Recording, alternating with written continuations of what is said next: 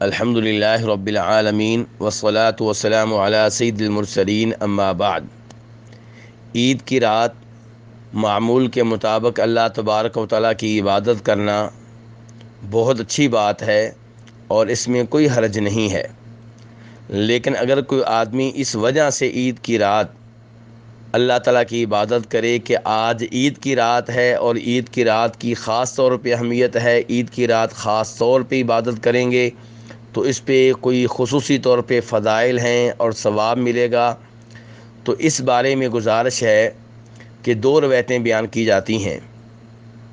پہلے نمبر پہ وہ روایت جسے امام طبرانی رحمہ اللہ نے اپنی کتاب المعجم الکبیر اور المعجم الاوسط میں روایت کیا ہے کہ جو عید الفطر کی رات اور عید الاضحیٰ کی رات بیدار رہے اس کا دل اس دن مردہ نہیں ہوگا جس دن لوگوں کے دل مردہ ہو جائیں گے۔ یہ روایت جو ہے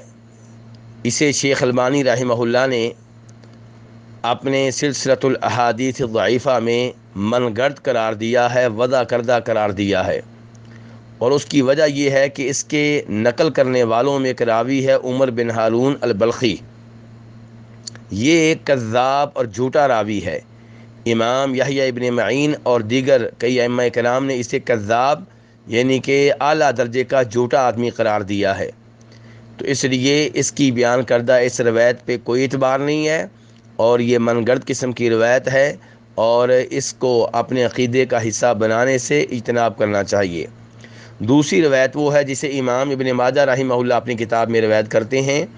اور جس میں یہ آیا ہے کہ نبی علیہ الصلوۃ والسلام نے فرمایا جو دونوں عیدوں کی راتوں میں قیام کرے اللہ تعالیٰ سے اجر و ثواب لینے کی نیت سے، اس کا دل اس دن مردہ نہیں ہوگا جس دن دوسرے دل مردہ ہو جائیں گے۔ اس روایت کو بھی شیخ البانی رحمہ اللہ نے بہت زیادہ ضعیف، ویک، مشکوک اور ناقابل اعتبار قرار دیا ہے۔ اس لیے عید کی راتوں کو معمول کے مطابق گزارنا چاہیے اور اس وجہ سے ان راتوں میں عبادت کرنا کہ یہ عید کی راتیں ہیں اور یہ کہ ان کی کوئی خاص اہمیت ہے، یہ غلط ہوگا۔ اللہ تبارک و تعالی ہمیں دین حق پہ عمل پیرا ہونے کی توفیق عنایت فرمائے اور اللہ تعالی ہمیں ان میں سے بنائے جو نبی علیہ الصلوۃ والسلام کی طرف کوئی بھی چیز منسوب کرنے سے پہلے تحقیق کرتے ہیں، تفتیش کرتے ہیں، کیونکہ نبی علیہ الصلوۃ والسلام دنیا کے نمبر 1 انسان ہیں، سب سے اعلیٰ، سب سے مقدس، سب سے محترم، اور آپ کی طرف بات کرنے سے پہلے، آپ کی طرف بات منسوب کرنے سے پہلے اچھی طرح چیک کر لینا چاہیے کہ کیا یہ بات واقعی آپ نے کہی ہے یا منسوب کر دی گئی ہے اور ثابت نہیں ہے۔